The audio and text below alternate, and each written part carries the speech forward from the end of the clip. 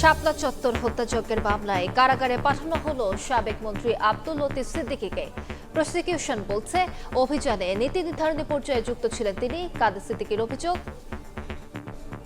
হেফাজতের কর্মীরা নিরস্ত্র অবস্থায় তাদের অবস্থান করছিলেন, তখন এরা এই লতিফ সিদ্দিকী সহ গণভবনে যে বিষয়টি অবহিত করেন এবং তারই ফলশ্রুতিতে পরবর্তী 3টে বাহিনীর সমন্বয়ে ব্ল্যাক আউট করে তাদেরকে গুলি করা হয়েছিল। এটা একেবারে অন্যায়, উদ্দেশ্যপ্রবণ, উদ্দেশ্য প্রণোদিত এবং এটা একেবারে অচল। দেশে ফিরলে আত্মসমর্পণের আগেই গ্রেফতার হবেন শেখ হাসিনা, জানালেন আইনমন্ত্রী। ফাঁসির আসামি হলেও সে যদি বাংলাদেশের নাগরিক হয়, বাংলাদেশে আইনের প্রতি শ্রদ্ধা দেখিয়ে বাংলাদেশে এসে সারেন্ডার করতে চায়, সেখানে হয়তো তার সারেন্ডারের আগেই অ্যারেস্ট হবে, কিন্তু তার সেই তো অধিকার তো আছে। দেখছিলেন প্রধান শিরোনাম, সন্ধ্যার সময় সঙ্গে আছি আমি আলিশা ইসলাম। এবার অন্যান্য শীর্ষ সংবাদ। আগের মতোই চলছে ঘুষ নেয়ার ফন্দি ফিকির। 5 মাসের অভিজ্ঞতা নিয়ে এলজিআরডি মন্ত্রীর আক্ষেপ, প্রশাসনে দলীয়করণের অভিযোগ জামাত আমিরের। 3 দিনের সফরে ঢাকায় ট্রাম্পের বিশেষ দূত সার্জিও গোর। রাষ্ট্রীয় অতিথি ভবন পদ্মায় পররাষ্ট্রমন্ত্রীর সঙ্গে বৈঠক, আলোচনা হবে প্রধানমন্ত্রীর সঙ্গেও। অগাস্টের শেষ সপ্তাহে মালয়েশিয়ায় বাংলাদেশি শ্রমিক যাওয়ার প্রক্রিয়া শুরু, জানালেন প্রধানমন্ত্রীর উপদেষ্টা। অভিবাসনের প্রতারণা ঠেকাতে তৎপর সরকার। এবং ভারতের আধার কার্ড ছিল শীর্ষ সন্ত্রাসী ডেভিড ইমনের। চাঁদাবাজি ও সন্ত্রাসে ব্যবহার করত অ্যাপস, নজরদারিতে থাকায় ভেস্তে যায় ভারতে পালানোর পরিকল্পনা।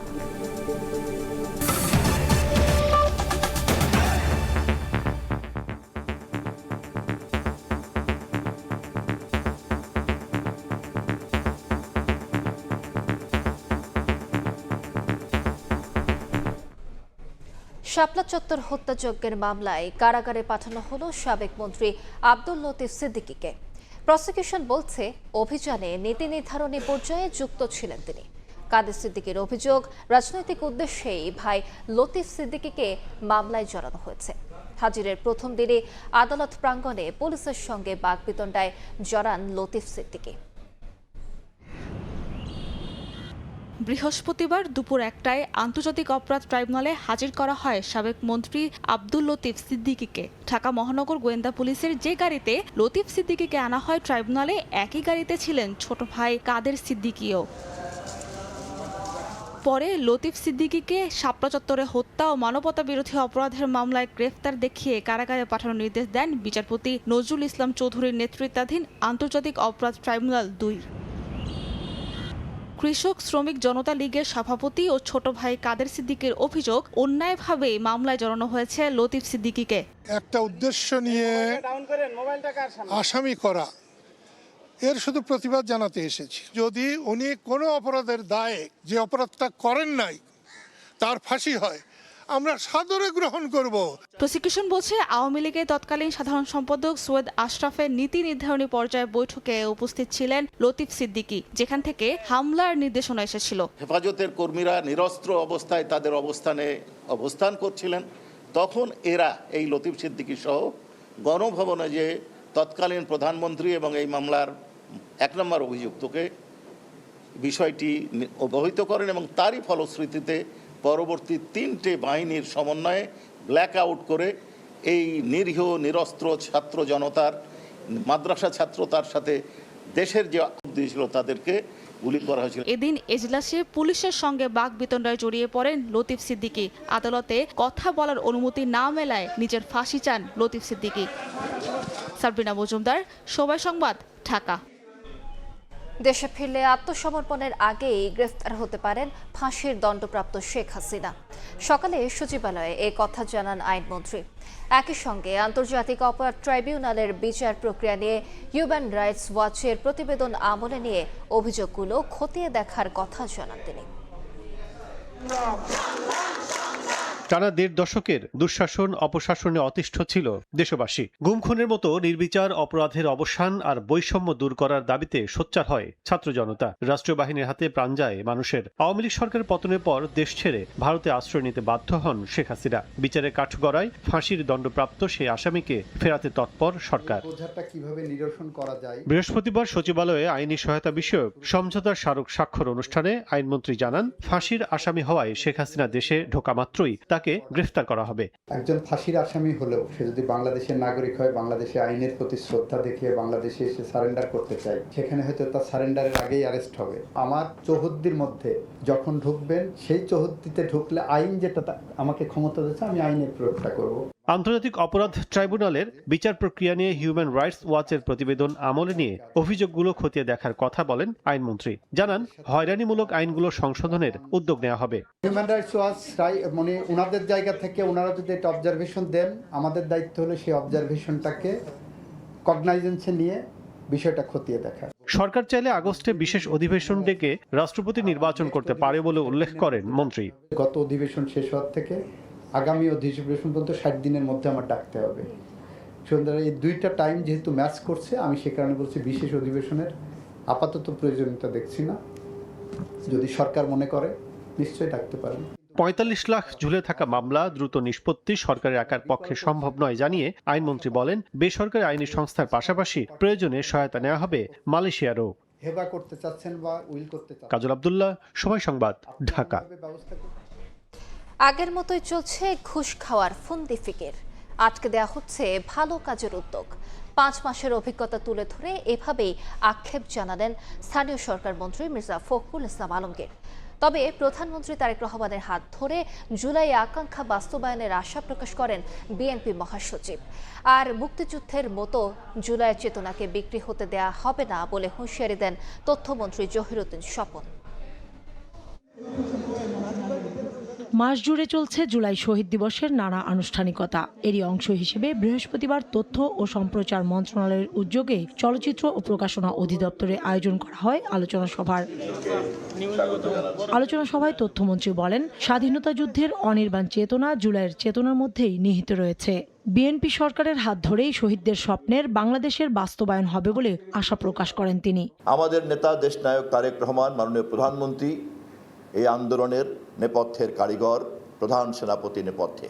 স্বাধীনতা যুদ্ধের পরে যুদ্ধের চেতনাকে প্রতিষ্ঠিত করার বদলে যারা যুদ্ধের প্রকল্পকে ব্যবসার প্রকল্প হিসাবে ব্যবহার করেছিলেন, আমরা জুলাইকে নিয়ে যেন তেমনি কোনো লাভজনক প্রকল্পের কোনো উদ্যোক্তাকে দেখতে না পাই। প্রধান অতিথির বক্তব্যে স্থানীয় সরকার মন্ত্রী মির্জা ফখরুল ইসলাম আলমগীর বলেন, পরিবর্তনের কথা বলতে গেলেই প্রাণ দিতে হয়েছে এদেশে। 5 মাসের অভিজ্ঞতা তুলে ধরে আক্ষেপ করে তিনি বলেন, আগের মতোই চলছে ঘুষ খাওয়ার ফন্দি ফিকির। প্রধানমন্ত্রীর হাত ধরে জুলাইয়ের আকাঙ্ক্ষা বাস্তবায়নে আশাবাদী এলজিআরডি মন্ত্রী। আমার এই 4-5 মাসের মন্ত্রিত্বের অভিজ্ঞতা আপনাদেরকে বলা দরকার। আমি দেখছি যে কিছুই বদলায়নি। একইভাবে যারা ঘুষ খেত তারা ঘুষ খাওয়ার ফন্দি ফিকির করছে, একইভাবে যারা আটকে দিত ভালো একটা কাজকে আটকে দিচ্ছে, ওরাই এখন অনেক বেশি জুলাই যোদ্ধা হয়ে গেছে। কিন্তু আশাবাদী হয়ে এই কারণেই যে আমি পরিবর্তন দেখছি একজন মানুষের মধ্যে, সেটা তারেক রহমান সাহেব। We must all give him support. সবাই মিলে তাকে সমর্থন দেওয়া দরকার। এদিকে ঢাকা বিশ্ববিদ্যালয়ের এক সেমিনারে প্রধানমন্ত্রীর রাজনৈতিক উপদেষ্টা রুহুল কবির রিজভী বলেন, দেশে দক্ষ মানব সম্পদ গড়ে তুলতে পারলে মানব পাচার অনেকটাই কমানো যাবে। শিক্ষাটা যদি না থাকে সে বারবার প্রতারিত হবে। আইনগত কাঠামোর মধ্যে দিয়ে এবং সরকার যেভাবে ড্রাইভ দিচ্ছে, এই ড্রাইভ অব্যাহত থাকলে এটা আমি মনে করি অনেকখানি কমে যাবে। এখন রুল অফ লর জন্য সরকারের ব্যবস্থা নেওয়া উচিত। আইনের শাসন যদি প্রয়োগ সর্বত্র না হয় তাহলে কিন্তু এটা বৃদ্ধি পেতেই থাকবে। একই অনুষ্ঠানে সমাজ কল্যাণ প্রতিমন্ত্রী ফারজানা শারমিন জানান, মালয়েশিয়ার শ্রমবাজারে আবারও দক্ষ মানব সম্পদ পাঠাতে কাজ করছে সরকার। কাউসার চৌধুরী কুমু, সময় সংবাদ, ঢাকা। প্রশাসনে দলীয়করণের মাধ্যমে আবার বৈষম্যমূলক কোটা প্রথা ফিরিয়ে আনা হয়েছে বলে অভিযোগ করেছেন বিরোধী দলীয় নেতা ডক্টর শফিকুর রহমান। জুলাই শহীদ পরিবারের সদস্যদের নিয়ে এক মতবিনিময় সভায় এ মন্তব্য করেন তিনি।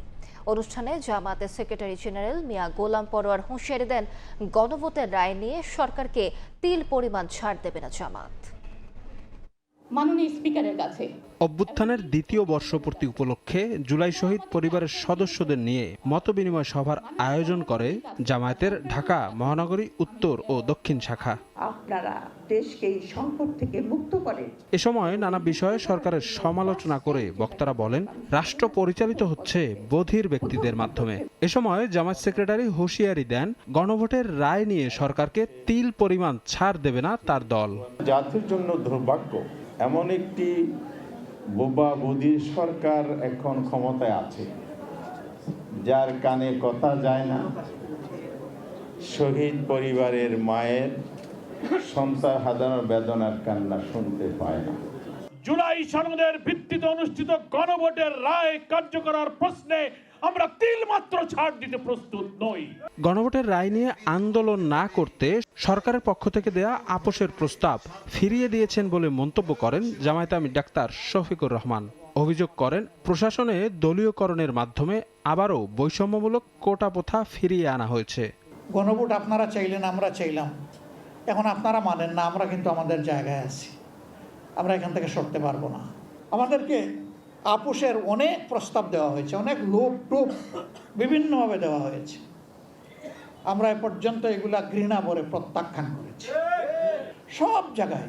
এখন একদম নির্লজ্জ দলীয়করণ চলতেছে, এটাকে কৌটা নয়। জামায়াত কখনো আপোষের রাজনীতি করে না বলেও মন্তব্য বিরোধী দলীয় নেতার। আমরা কারো সাথে তলে তলে রাতের বেলা আপোষ করি নাই। শফিক মুন্সি, সময় সংবাদ, ঢাকা। আবারও এনসিপি নেতাকর্মীদের ওপর হামলার অভিযোগ উঠেছে। এবার সিলেটের গোলাপগঞ্জ ও 5 মাইলে দুদফা হামলার শিকার হন তারা। এই ঘটনায় নিন্দা জানিয়ে নাসিরউদ্দিন পাটোয়ারি বলেন, পুরো বাংলাদেশ সন্ত্রাসের অভয়ারণ্য। হামলা হচ্ছে আইনশৃঙ্খলা বাহিনীর সামনেই। নাহিদ ইসলামের অভিযোগ, দেশকে আবারও সন্ত্রাসবাদের দিকে নিয়ে যাওয়া হচ্ছে। বিএনপির বিভিন্ন অঙ্গ সংগঠনের সন্ত্রাসীরা রড নিয়ে এসেছে, তারা গাড়িটাতে কিভাবে হামলা করছিল এবং ওই গাড়িতে আমাদের নারী এমপি ডাক্তার মাহমুদা মিতু তিনিও ছিলেন। পুরা বাংলাদেশে হলো সন্ত্রাসী একটা রাজত্ব শুরু করেছে বিএনপি। আমরা এই সন্ত্রাসের রাজত্বের অবসান চাই। আর এনসিপি আহ্বায়ক ও বিরোধী দলীয় চিফ হুইপ নাহিদ ইসলাম বলেন, দেশ আবারও সন্ত্রাসবাদের দিকে এগিয়ে গেলে জনগণ তা প্রতিরোধ করবে। হবিগঞ্জ থেকে আজকে গোলাপগঞ্জ আমরা যা দেখছি যে সন্ত্রাসীদের অভয়ারণ্যে দেশকে আবারও নিয়ে যাওয়া হচ্ছে এবং সরকারের সন্ত্রাসী চরিত্র জাতির সামনে উন্মুক্ত হচ্ছে। সরকার যদি সন্ত্রাসের পথে হাঁটে তাহলে জনগণ প্রতিরোধের পথে হাঁটবে। জুলাইয়ের স্পিরিট সামগ্রিকভাবে ধারণ করছে বিএনপি। সরকারের তীব্র সমালোচনার পরেও কোনো গুম খুনের অভিযোগ নেই। তবে গণতন্ত্রের অভিযাত্রা অক্ষুণ্ণ রাখতে দায়িত্বশীল আচরণ করতে হবে সব মহলকে। দুপুরে সচিবালয়ে প্রধানমন্ত্রীর সঙ্গে সাক্ষাৎ শেষে এসব কথা বলেন বিএনপির সিনিয়র যুগ্ম মহাসচিব রুহুল কবির রিজভী। এদিকে রাজধানীর 2 সিটিতে পরিচ্ছন্নতা কার্যক্রম দেখভালে স্থানীয় সরকার মন্ত্রণালয়কে অনুশাসন দিয়েছেন প্রধানমন্ত্রী তারেক রহমান। প্রধানমন্ত্রী তারেক রহমানের হাতে জুলাইয়ের সেই জাতীয় পতাকা তুলে দেওয়ার প্রত্যাশা পূরণে দুপুরে সচিবালয়ে আসেন আজিজুর। জুলাই গেজেটভুক্ত হওয়ার আশ্বাস দিয়েছেন সরকার প্রধান। সাংবাদিকদের বলেন আজিজুর, আমার চাওয়া যে আমার এই পতাকা আমি একদিন হলেও আমি মাননীয় প্রধানমন্ত্রীর হাতে তুলে দেব। তো সেটা আমার 2 বছর পরে আজকে আমার সেটা দেখা মিলল। আমি মাননীয় প্রধানমন্ত্রীর কাছে আমি সেই পতাকাটা দিতে পারছি। এদিকে মন্ত্রিপরিষদ বিভাগে প্রধানমন্ত্রীর সঙ্গে সাক্ষাৎ করেন বিএনপির সিনিয়র যুগ্ম মহাসচিব রুহুল কবির রিজভী। তিনি জানান, কাণ্ডজ্ঞানহীন বেপরোয়া কথাবার্তায় গণতন্ত্র শক্তিশালী হবে না। বলেন, দায়িত্বশীল আচরণ করতে হবে বিরোধী দলকে। রাজনৈতিক মত প্রকাশের কারণে কোথাও তাদের বিরুদ্ধে গুম খুনের কোনো অভিযোগ কেউ করেছেন এটা আমার জানা নেই। সরকারি দলই সব দায়িত্ব নেবে, বিরোধী দল দায়িত্ব নেবে না তা হতে পারে না। বিরোধী দলকেও দায়িত্ব নিতে হবে, তাকেও দায়িত্বশীল আচরণ করতে হবে। কাণ্ডজ্ঞানহীন কথাবার্তা বলা, বেপরোয়া আচরণ করা, তাতে তো গণতন্ত্র শক্তিশালী হবে না। এছাড়া সরকার প্রধানের সঙ্গে বৈঠক করেন স্থানীয় সরকার প্রতিমন্ত্রী এবং ঢাকা দক্ষিণ সিটি কর্পোরেশনের প্রশাসক। দুর্যোগপূর্ণ আবহাওয়ার কারণে 416 বছর পূর্তিতে ঢাকা উৎসব পেছানো হয়েছে বলে জানান আব্দুস সালাম। আর স্থানীয় সরকার প্রতিমন্ত্রী বলেন, রাজধানীকে পরিচ্ছন্ন রাখতে অনুশাসন দিয়েছেন প্রধানমন্ত্রী। প্রকৃতির এই কারণেই এটা চেঞ্জ করে এখন আমরা 29 তারিখে নিয়েছি। মাননীয় প্রধানমন্ত্রী সদয় সম্মতি দিয়েছেন। সব ব্যাপারে মাননীয় প্রধানমন্ত্রীর অনুশাসন বা নির্দেশনা আছে। সিটি কর্পোরেশন যেহেতু স্থানীয় সরকার মন্ত্রণালয়ের অধীনে, এই কারণে প্রতিমন্ত্রী হিসেবে মাননীয় প্রধানমন্ত্রী আলাদা অনুশাসন দিয়েছে যে আমাকে বিষয়গুলো তদারকি করবার জন্য। এবং এই প্রথম ঢাকা শহরে আমরা উত্তর এবং দক্ষিণ সিটিতে পরিচ্ছন্ন কর্মী 2 শিফটে আমরা করেছি। এদিকে সকালে সচিবালয়ে 3 জন প্রতিবন্ধী ব্যক্তির হাতে নিয়োগপত্র তুলে দেওয়ার মধ্য দিয়ে দিনের কর্মসূচি শুরু করেন তারেক রহমান। নিজ কার্যালয়ে প্রবেশের সময় তাদের হাতে নিয়োগপত্র তুলে দেন প্রধানমন্ত্রী। কর্মসংস্থানের মাধ্যমে প্রতিবন্ধীদের আত্মনির্ভরশীল করে গড়ে তুলে সমাজের মূল ধারায় সম্পৃক্ত করাই এমন নিয়োগের উদ্দেশ্য। মুরসালিন হক জুনায়েদ, সময় সংবাদ, ঢাকা। রাষ্ট্রীয় অতিথি ভবন পদ্মায় পররাষ্ট্রমন্ত্রীর সঙ্গে বৈঠকে বসেছেন ঢাকা সফররত মার্কিন প্রেসিডেন্টের বিশেষ দূত সার্জিও কোর। সেখানে আছেন রিপোর্টার শাতিলা শারবিন। সরাসরি যাচ্ছি তার কাছে। শাতিলা, রাষ্ট্রীয় অতিথি ভবন পদ্মার সামনে আসলে আমরা গণমাধ্যম কর্মীরা অপেক্ষা করছি সার্জিও কোরের সঙ্গে যে বৈঠকটি চলছে পররাষ্ট্রমন্ত্রী ডক্টর খলিলুর রহমানের, সেই বৈঠকটির পরে গণমাধ্যমের সঙ্গে কোনো ধরনের মতবিনিময় তারা করেন কিনা কিংবা কোনো ধরনের গণমাধ্যমের সামনে কোনো প্রতিক্রিয়া তারা দেখান কিনা। এখন পর্যন্ত আমরা যেটি জানি যে এই বৈঠকটিকে ঘিরে কোনো ধরনের গণমাধ্যমের কভারেজ কিন্তু বন্ধ রয়েছে। এর আগে বলে রাখতে চাই, আজকে দুপুরে মার্কিন প্রশাসনের বিশেষ দূত, মধ্য ও দক্ষিণ এশিয়া বিষয়ক বিশেষ দূত সার্জিও কোরে বাংলাদেশে পৌঁছান 3 দিনের সফরের জন্য এবং প্রথমেই তিনি সরকারের পররাষ্ট্রমন্ত্রী ডক্টর খলিলুর রহমানের সঙ্গে বৈঠকে মিলিত হন এই রাষ্ট্রীয় অতিথি ভবন পদ্মায় এবং সেই বৈঠকটি 6:30 থেকে শুরু হয়ে এখন পর্যন্ত চলছে। এছাড়া আমাদেরকে এর আগে গতকাল পররাষ্ট্রমন্ত্রী জানিয়েছিলেন যে এই সফরটিকে বাংলাদেশ সরকার দেখছে মার্কিন যুক্তরাষ্ট্রের সঙ্গে সম্পর্ক উন্নয়নের একটি সফর হিসেবে। বলে রাখতে চাই, নতুন সরকার ক্ষমতায় আসার পরে এখন পর্যন্ত মার্কিন প্রশাসনের অর্থাৎ ট্রাম্প প্রশাসনের যে ঊর্ধ্বতন কর্মকর্তারা বাংলাদেশ সফর করলেন তার মধ্যে তিনি তৃতীয়। এর আগে মার্চে এসেছিলেন এস পল কাপুর এবং এরপরও একটি সফর হয়েছিল ঊর্ধ্বতন কর্মকর্তাদের। তো তৃতীয় ব্যক্তি হিসেবে যে বিশেষ দূত আসছেন এবং তিনি ট্রাম্পের ঘনিষ্ঠ জন হিসেবে পরিচিত রয়েছেন কূটনৈতিক পাড়ায়। সেই জায়গা থেকে এই সফরটিকে বিশেষ গুরুত্বের সঙ্গে দেখা হচ্ছে। বিশেষ গুরুত্বের সঙ্গে দেখা হচ্ছে এই অর্থে যে আঞ্চলিক নিরাপত্তা এবং সহযোগিতার ক্ষেত্রে এই সফরটি গুরুত্বপূর্ণ বার্তা দিবে বলে মনে করা হচ্ছে। 3 দিনের এই সফরে প্রধানমন্ত্রী তারেক রহমান সহ রোহিঙ্গা ক্যাম্প পরিদর্শনের কথা রয়েছে এই বিশেষ দূতের। এছাড়া সুশীল সমাজ থেকে শুরু করে বিভিন্ন অংশীজনের সঙ্গে তার বৈঠকের কথা আমরা জানতে পেরেছি। সরাসরি যুক্ত ছিলাম রাষ্ট্রীয় অতিথি ভবন পদ্মায়। দেখছেন সন্ধ্যার সময়, সঙ্গেই থাকুন। অগাস্টের শেষ নাগাদ মালয়েশিয়ার শ্রমবাজার বাংলাদেশি কর্মীদের জন্য উন্মুক্ত হবে বলে জানিয়েছেন প্রধানমন্ত্রীর উপদেষ্টা মাহাদি আমিন। কুয়ালালামপুরে এক সংবাদ সম্মেলনে উপদেষ্টা বলেন, বাংলাদেশিদের জন্য মালয়েশিয়ার শ্রমবাজার উন্মুক্ত করতে দুদেশ সম্মত। এদিকে বিদেশে কর্মী পাঠাতে রিক্রুটিং এজেন্সিগুলো একচেটিয়া ব্যবসা করছে অভিযোগ করে প্রবাসী কল্যাণ প্রতিমন্ত্রী অভিভাষণে প্রতারণা ঠেকাতে এজেন্সিগুলো সিন্ডিকেট নিয়ন্ত্রণে আনা হবে বলে জানান। মধ্যপ্রাচ্যে যুদ্ধের কারণে ক্ষতিগ্রস্ত প্রবাসী বাংলাদেশি শ্রমিকরা, এমন অবস্থার মধ্যে সুখবর মিলছে মালয়েশিয়ার শ্রমবাজার থেকে। প্রধানমন্ত্রী তারেক রহমানের সরকার ক্ষমতায় আসার পর থেকেই দফায় দফায় উদ্যোগ নেয়ার ফলে দীর্ঘদিন ধরে স্থগিত থাকা মালয়েশিয়ার শ্রমবাজার আবারও খুলছে বাংলাদেশিদের জন্য। বাংলাদেশি শ্রমিকদের জন্য মালয়েশিয়ার শ্রমবাজার উন্মুক্ত করতে দুই দেশ সম্মত হয়েছে জানিয়ে কুয়ালালামপুরে সংবাদ সম্মেলনে উপদেষ্টা মাহাদি আমিন বলেন, বাংলাদেশ থেকে শ্রমিক যাওয়ার প্রক্রিয়া শুরু হবে আগস্টের শেষ নাগাদ। নিয়মতান্ত্রিক জটিলতা কমিয়ে এনে এফিসিয়েন্টলি একটা স্বচ্ছ প্রক্রিয়ার মাধ্যমে অভিবাসন ব্যয় কমিয়ে বাংলাদেশ থেকে মালয়েশিয়া জনশক্তি রপ্তানি থেকে শুরু করা। অগস্ট মাসের শেষ সপ্তাহ নাগাদ ইনশাল্লাহ মালয়েশিয়া বাংলাদেশের শ্রমিকরা আসা শুরু করবেন।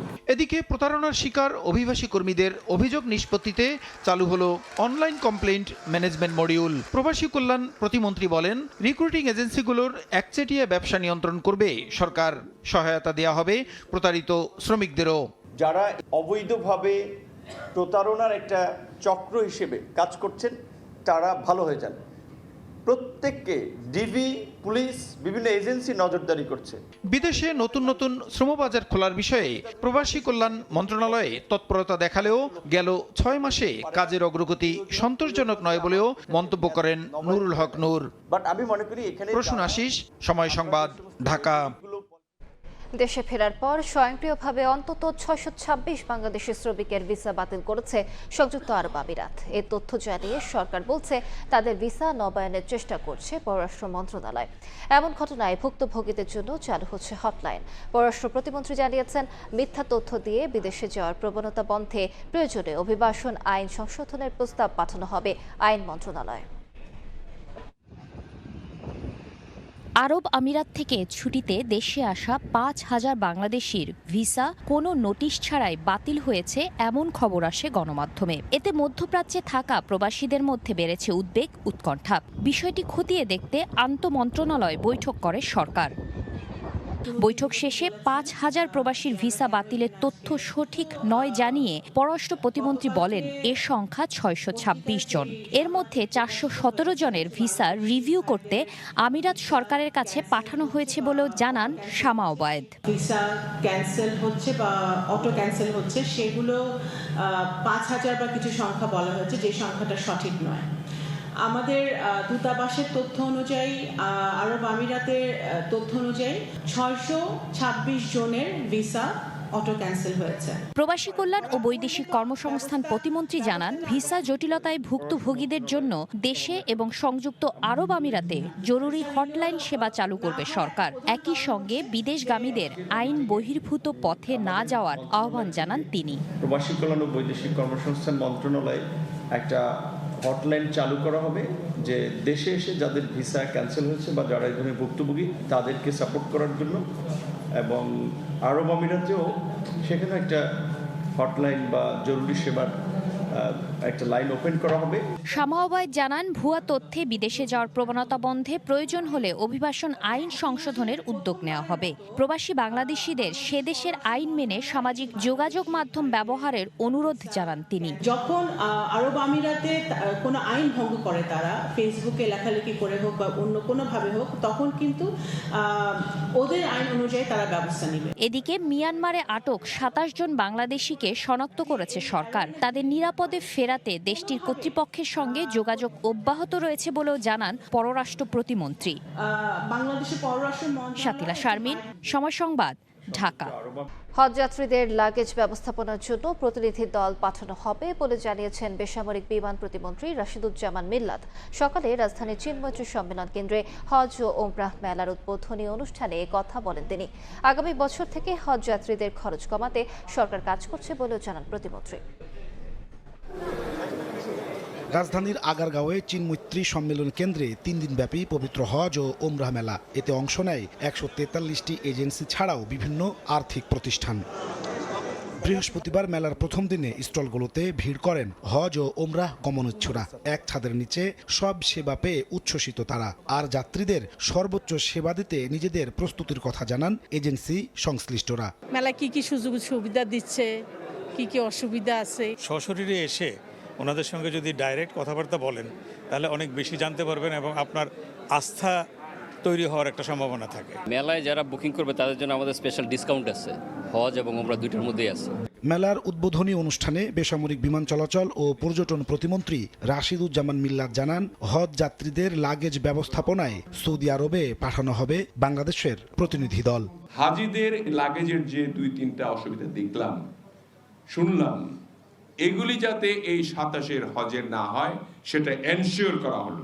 বিগত সময়ে যারা সিন্ডিকেট করে অর্থ হাতিয়ে নিয়েছে তাদের বিরুদ্ধে ব্যবস্থা নেওয়ার হুঁশিয়ারি দেন প্রতিমন্ত্রী। পিছনে যারা অন্যায়গুলি করেছে তাদের তদন্ত চলমান আছে, তাদের ব্যাপারে আমরা বিশেষ ব্যবস্থা গ্রহণ করব যে কেন এই অনিয়মগুলো হয়েছে এবং এত টাকা কেন তারা নিয়েছে। পরে মেলা ঘুরে দেখেন প্রতিমন্ত্রী। এ সময় সেবাদানকারী প্রতিষ্ঠানগুলোর সঙ্গে কুশল বিনিময় করে সার্বিক প্রস্তুতির খোঁজ খবর নেন তিনি।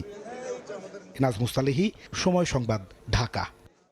ভারতের ইরানে ফের ব্যাপক হামলা চালিয়েছে যুক্তরাষ্ট্র। জর্ডানে মার্কিন ঘাঁটিতে হামলার জবাবে কয়েকটি শহরে আক্রমণ চালানোর বিষয়টি নিশ্চিত করেছে মার্কিন সেন্ট্রাল কমান্ড।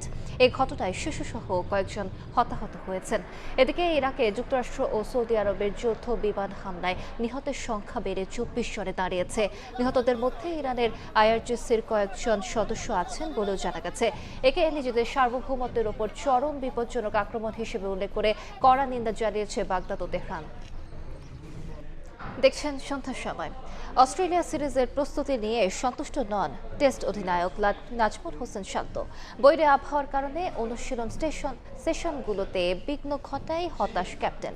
মিরপুরে শেষ দিনের অনুশীলনেও পড়তে হয় বাধার মুখে। এরপরও দল নিয়ে আত্মবিশ্বাসী শান্ত। নিজেদের স্বাভাবিক খেলাটা দিয়েই ভালো ফলাফল আনতে চান অজিতের বিপক্ষে। বৃষ্টির কারণে প্রিপারেশনটা বাংলাদেশ ওইভাবে ঠিকমতো প্লেয়াররা নিতে পারে নাই এবং যতটুকু সম্ভব হয়েছে নেওয়ার চেষ্টা করেছে। আপনারা দেখেছেন যে প্র্যাকটিস হচ্ছে গ্রানাইটে, ওপরে বোলিং মেশিনের সাহায্যে যতটুকু নেওয়া সম্ভব। বাট আমি স্টিল বিলিভ করি যে প্রিপারেশনের জায়গায় একটু তো ঘাটতি ছিল। এবার টেস্ট ক্রিকেটটা যেভাবে খেলতেছি লাস্ট কিছু বছর ধরে আমরা চেষ্টা করবো ওইভাবেই খেলার। ডিফারেন্ট কন্ডিশনটা যত তাড়াতাড়ি আমরা অ্যাডাপ্ট করতে পারি। বাট হ্যাঁ, আলাদা কোনো পরিকল্পনা নাই। টেস্ট টিমটা একটা ভালো অবস্থানে আছে। এই জায়গাটা থেকে আমরা যেন নিচের দিকে না যাই, সামনে আরও কিভাবে ইমপ্রুভ করতে পারি। এ পর্যায়ে শীর্ষ সংবাদগুলো জানিয়ে দিচ্ছে আরেকবার। শাপলা চত্বর অভিযানে নীতি নির্ধারণী পর্যায়ে যুক্ত ছিলেন লতিফ সিদ্দিকী। কারাগারে পাঠালেন ট্রাইব্যুনাল। দেশে ফিরলে আত্মসমর্পণের আগেই গ্রেফতার হবেন শেখ হাসিনা। আগের মতোই চলছে ঘুষ নেয়ার ফন্দি ফিকির। 5 মাসের অভিজ্ঞতা নিয়ে এলজিআরডি মন্ত্রীর আক্ষেপ। প্রশাসনে দলীয়করণের অভিযোগ জামায়াত আমিরের।